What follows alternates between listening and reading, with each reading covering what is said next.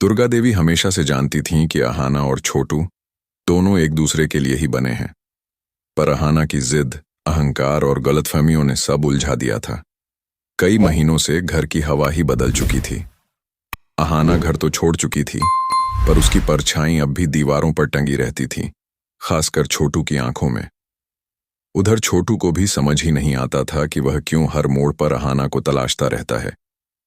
उसका दिल कहता था कि अहाना ही उसकी अपनी है, पर दिमाग कहता था कि वह तो अर्जुन से जुड़ी थी। फिर ये खिंचाव क्यों? एक सुबह दुर्गा देवी ने अपने कमरे का दरवाजा बंद किया और अकेले में बैठकर एक फैसला किया। अब बस इन दोनों की कहानी मैं खुद पूरी कराऊंगी, चाहे जो करना पड़े। उस दिन उन्होंने अहाना को अचानक अपने घर बुलवाया। बहाने से कहा, एक जरूरी काम है। अहाना आई तो उसने देखा कि पूरा कमरा फूलों और दुल्हन के लाल लिबास से सजा था। ये सब किसके लिए? वह चौंक कर बोली। दुर्गा देवी ने बिना जवाब दिए उसके हाथ पकड़े और बोली, आज किसी की जिंदगी बदलनी है और उसकी शुरुआत तुम्हारी मेहंदी से होगी। अहाना कुछ समझ पाती उससे पहले ही उसे सजा धजा कर दुल्हन बना दिया गया।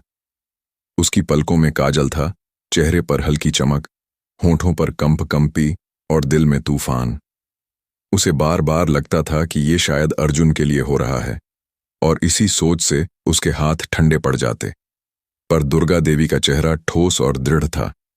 समय आने पर सब जान जाओगी, बस चुपचाप मेरे साथ चलो। दूसरी ओर छोटू को भी धोखे में रखा गया था। उसे कहा गया कि उसकी शादी एक पारिवारिक पसंद वाली लड़की से कराई जा रही है। नाम नहीं बताया गया। छोटू को बस इतना पता था कि उसका दिल अजीब तरह से घबरा रहा है, जैसे कोई अनदेखा तूफान उसके इंतजार में हो। शाम होते होते दोनों को एक ही मंडप की तरफ ले जाया जा रहा था। दोनों को यह एहसास तक नहीं कि वे एक दूसरे की ओर बढ़ रहे हैं।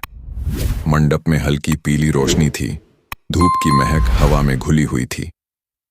दुल्हन की जगह एक नकली दुल्हन पहले से बैठी थी, दुर्गा देवी का प्लान पूरा करने का हिस्सा। परिवार वाले भी कुछ समझ नहीं पा रहे थे, पर दुर्गा देवी के आदेश के आगे किसी की हिम्मत नहीं थी। जैसे ही अहाना लाए जाने लगी, उसका दिल तेजी से धड़क रहा था। उसने लंबा घूंघट गिराया और चुपचाप बिठा दिया गया।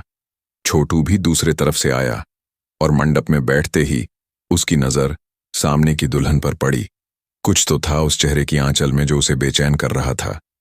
मंत्र शुरू हुए ही थे कि अचानक हवा में हलचल फैल गई। दुर्गा देवी ने नकली दुल्हन को उठाकर बाहर भेज दिया और असली दुल्हन अहाना को छोटू के सामने बैठा दिया। इस अचानक बदलाव से सभी दंग रह गए। छोटू भी हैरान था। उसने धीरे से पूछा, आप कौन? अहाना ने आवाज नहीं निकाली। उसकी चुप्पी में ही उसका पूरा अतीत, टूटना और प्यार एक साथ चमक रहा था। छोटू का दिल धड़क उठा। यह वही अहाना थी जिसे उसने कभी इजहार तो नहीं किया, लेकिन दिल में छुपाए रखा। अगले ही पल कुछ अप्रत्याशित हुआ।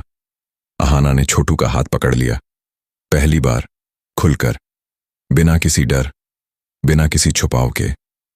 मैं वही हूं जिससे तुम दूर नहीं रह सके, और मैं भी तुमसे दूर नहीं रह पाई, वह धीरे से बोली। मैंने बहुत गलतियां की, दुनिया मुझे कुछ भी कहे, पर मैं आज सच कहने आई हूं कि मैं तुमसे प्यार करती हूं। छोटू को लगा जैसे पूरा मंडप घूम गया हो। उसकी आंखें भर आईं। तो यह शादी? वह अटकते हुए बोला। अहाना ने सिर झुका दिया। हाँ, मैं तैयार हूं। उसके शब्दों की गर्माहट ने छोटू के सारे डर पिघला दिए। मंडप में एक पल को सन्नाटा छा गया, पर फिर दुर्गा देवी आगे आईं, गर्व से भरी आंखें, चेहरे पर संतोष की चमक। आज ये मंडप सिर्फ एक शादी का नहीं, दो आत्माओं के सच का गवाह बनेगा, उन्होंने कहा।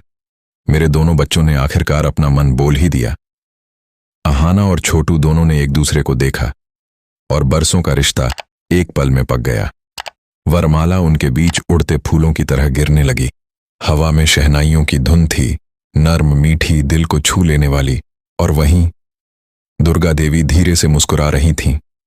उनका खेल नहीं, उनका प्यार काम कर गया था। दुर्गा देवी हमेशा से जानती थीं कि अहाना और छोटू दोनों एक दूसरे के लिए ही बने हैं, पर अहाना की जिद, अहंकार और गलतफहमियों ने सब उलझा दिया था। कई महीनों से घर की हवा ही बदल चुकी थी। अहाना घर तो छोड़ चुकी थी, पर उसकी परछाई अब भी दीवारों पर टंगी रहती थी, खासकर छोटू की आंखों में।